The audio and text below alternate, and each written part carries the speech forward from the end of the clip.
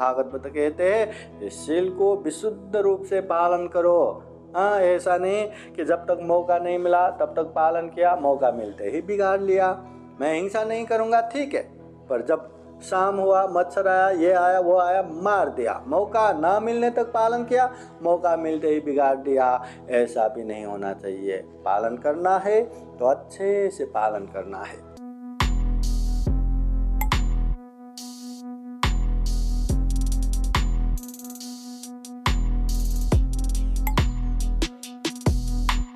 तथागत बुद्ध कहते हैं शीलं रखन्तु सर्वदा, हमेशा हमेशा शील पालन करना चाहिए, कभी कभी पालन करना नहीं है। आज कार्यक्रम हुआ, भंते जी का उपदेश सुना, भंते जी से शील प्रार्थना किया, इसलिए आज के दिन मैं अच्छे से शील पालन करूँगा।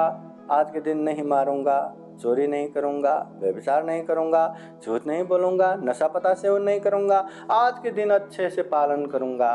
क्या ये शील आज के दिन ही पालन करना है? क्या आज के दिन ही नहीं मारेंगे, कल से मार सकते हैं। आज के दिन ही चोरी नहीं करेंगे, कल से चोरी कर सकते हैं। आज के दिन व्यभिचार नहीं करेंगे, झूठ नहीं बोलेंगे, नशा पता सेवन नहीं करेंगे, कल से कर सकते हैं?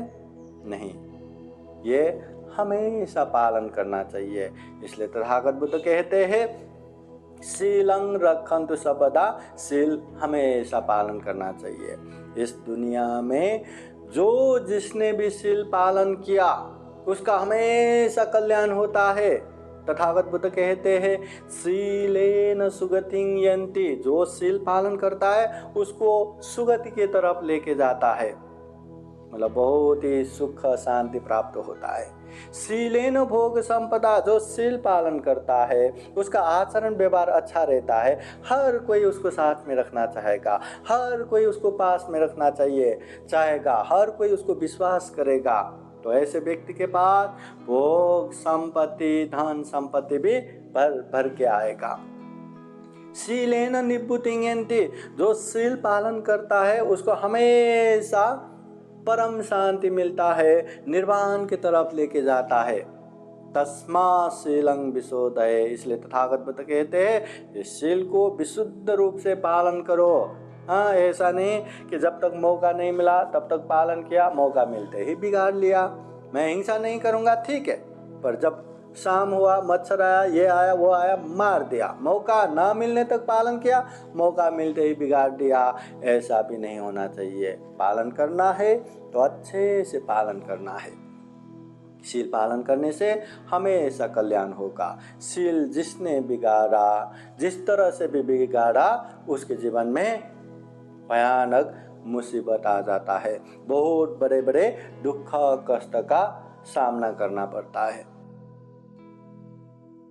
एक कहानी, महाकारुणिक तथागत बुद्ध के समय में कौशल देश के राजा प्रसेनजित के दरबार में बहुत सारे कर्मचारी, बहुत सारे लोग वहाँ पे दरबार पे थे। तो उनमें से एक एक पुरोहित, हाँ, वो पुरोहित बहुत ही शील सदाचार पालन करते थे।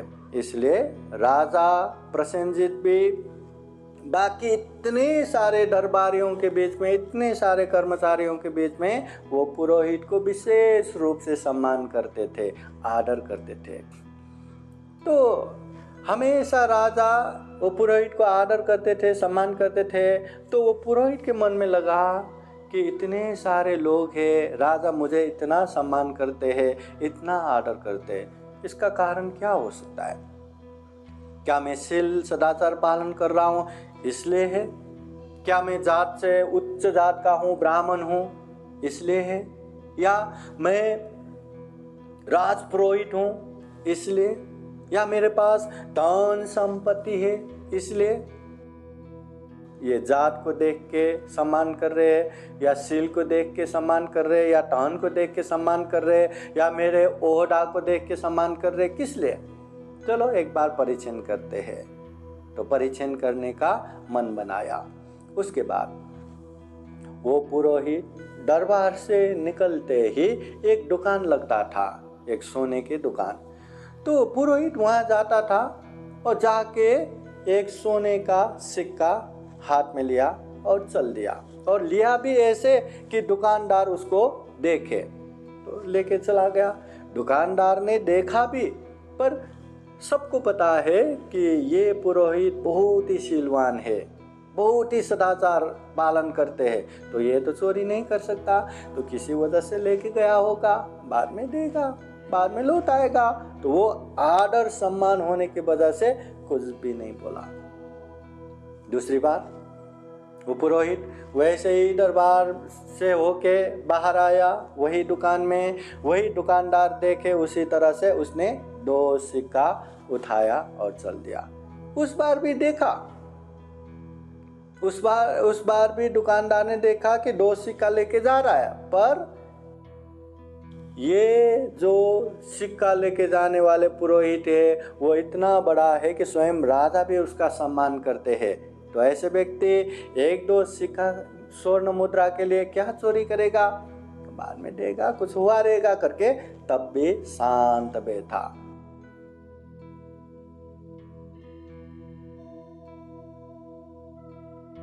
कुछ भी वो दुकानदार ने नहीं बोला। फिर अगली बार भी जब वो पुरोहित दरबार होके आया तो वही दुकान में आया, वही दुकानदार देखे उस तरह से एक मुट्ठी सोने के असर पे उठाया और चल दिया। उस बार भी दुकानदार ने देखा, पहली बार लिया तो सब लोग इसको शीलवान मानते हैं, तो वो कैसे चोरी करेगा, लाएगा बाद में। दूसरी बार भी देखा था, उस समय भी स्वयं राजा भी सम्मान करते, इतना शीलवान, वो क्यों चोरी करेगा, वैसे शांत बैठा। मगर अब भी एक मुट्ठी स्वर्ण मुद्रा लेके चल रहे, तो ये देख के अरे ये कोई शीलवान नहीं, ये तो ढोंगी है, ये तो आडम्बरी है, ये दिखावती है, ये शीलवान नहीं, ये तो चोर है। तो दुकानदार वहां से उठे और उसके पीछे पीछे जाके चोर चोर चोर करके उसको पकड़ने गया। उसकी आवाज़ सुन के इधर उधर से लोग जमा हो गया, पुरोहित को चारों तरफ से घेरा लगाया, उसको पकड़ा। अभी क्या करेंगे, चोरी किया है, हाथ में स्वर्ण असर भी है, चलो अभी राजा के पास पेश करेंगे, दरबार में लेके जाएंगे। सब लोग मिलके दरबार में लेके गए और राजा को कहते हैं कि इसने पहली बार ऐसे एक मुद्रा उठाया, दूसरी बार 2 स्वर्ण मुद्रा उठाया, अभी तो एक मुट्ठी स्वर्ण असर पे चुरा के लेके गए, उनके हाथ में है। तो राजा ने देख के बहुत ही दुख लगा, जिस व्यक्ति को इतना शीलवान करके सम्मान कर रहे थे वो व्यक्ति तो चोर निकला, बहुत ही दुख लगा। अभी उस समय चोरी की सजाएं मृत्युदंड होता था, जो चोरी करते उसको मृत्युदंड। तो राजा ने कहा अभी सब लोग कह रहे वो चोर है, उसके हाथ में स्वर्ण मुद्रा भी है, तो इसलिए राजा ने भी कहा अगर चोर है तो ठीक है, इसको राजदंड दिया जाए। राजदंड की घोषणा होने के बाद फिर वो पुरोहित कहते हैं महाराज मैं आपसे एक विनती करना चाहता हूँ। हाँ बोलो। तो वो पुरोहित कहते हैं महाराज मैं चोर नहीं हूँ।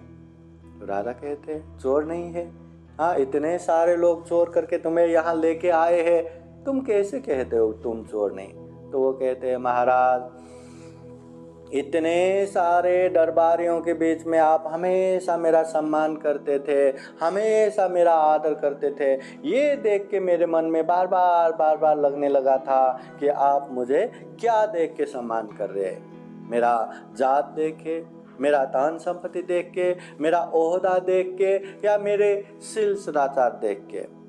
मगर आज मैंने जान लिया कि आप मेरा सम्मान केवल और केवल शील सदाचार देख के ही सम्मान करते थे। अगर जात देख के होता तो मुझे माफ़ कर देता, मेरे ओहदा को देख के सम्मान करते होते तो मुझे माफ़ कर देते, या धन संपत्ति देख के मेरा सम्मान करते तो माफ़ कर देते। मगर शील सदाचार बिगड़ते ही आपने मुझे माफ़ी नहीं किया, मुझे दंड दिया। मतलब जब तक शील सदाचार मेरे में था तब तक आपने मेरा सम्मान किया, वो शील सदाचार ना रहने के बाद मुझे दंड देने की निर्णय लिया। तो आज मैंने जान लिया कि शील सदाचार की वजह से आप मेरा सम्मान कर रहे हैं। महाराज अगर आपकी अनुमति हो तो अभी मैं गृहस्थ में नहीं रहूँगा, मैं बुद्ध के पास जाके प्रवज्ञा लेके अच्छे से शील सदाचार का पालन करना चाहता हूँ। तो ऐसा कहने पे राजा भी बहुत ही खुश हुआ। जिस व्यक्ति को इतना शील सदाचार युक्त करके इतना सम्मान दे रहा था, आदर कर रहे थे, वो चोर करके राजदंड देते देते रह गया था। तो ये उसका परीक्षा जानने के बाद वो राजा भी खुश हुआ। हाँ, अच्छा है, अगर तुम्हारी इच्छा है तो तुम प्रवज्ञा हो सकते हो। तो राजा की अनुमति पाने के बाद वो पुरोहित घर में भी सबको बता के वो भिक्षु बन गए और खूब अच्छे से शील सदाचार पालन करते करते बहुत जल्दी वो दुख मुक्त भी हो गए, अनंत भी हो गए, निर्वाण भी प्राप्त कर लिए। जीवन में शील सदाचार का महत्व बहुत बहुत बहुत ज्यादा है।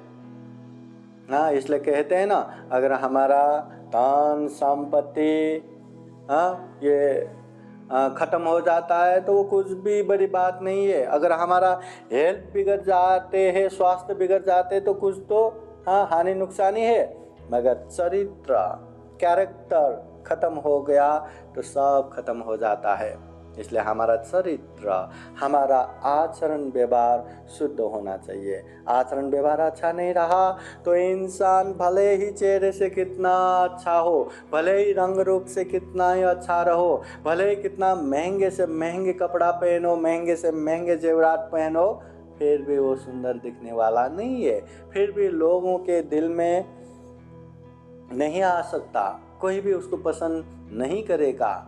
इसलिए हमारा शील सदाचार अच्छा होना चाहिए। इसलिए तथागत बुद्ध कहते हैं, शीलं रक्षन्तु सर्वदा, हमेशा शील पालन करना चाहिए। हमेशा बोले तो हमेशा, हर दिन पालन करना चाहिए। कम से कम ये 5 शील, पंचशील तो हर दिन पालन करना चाहिए। पानातिपाता वैरमणि, प्राणी हिंसा नहीं करना, अदिना दाना वैरमणि, चोरी नहीं करना, कामेषु मिथ्याचार वैरमणि, काम मिथ्याचार व्यभिचार नहीं करना, मुसावादा वैरमणि, असत्य झूठ नहीं बोलना, सुरा मेरय मज्जपमादत्थाना वैरमणि, अमल नशापता सेवन नहीं करना। ये 5 शील हमेशा पालन करना है।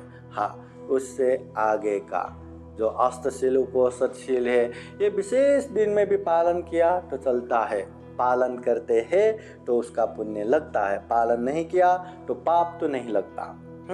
और उससे भी ऊपर का 10 शील पालन करना है तो प्रपज्ञा लेके 10 दिन का, 15 दिन का लेके कभी भी 10 शील पालन कर सकते हैं। और उससे भी आगे का ये 227 नेम, 311 नेम ऐसा पालन करना है तो उपसंपदा दीक्षा लेके भिक्षु भिक्षुनी बन सकते हैं। पर ये पंचशील मूल आधार है, हमेशा पालन करना चाहिए। इसलिए बुद्ध कहते हैं, शीलं रक्षन्तु सर्वदा, शील हमेशा पालन करो। साधु साधु साधु। बुद्धं नमामि, बुद्ध को नमन करता हूँ। धम्मं नमामि, धम्म को नमन करता हूँ। संघं नमामि, संघ को नमन करता हूँ।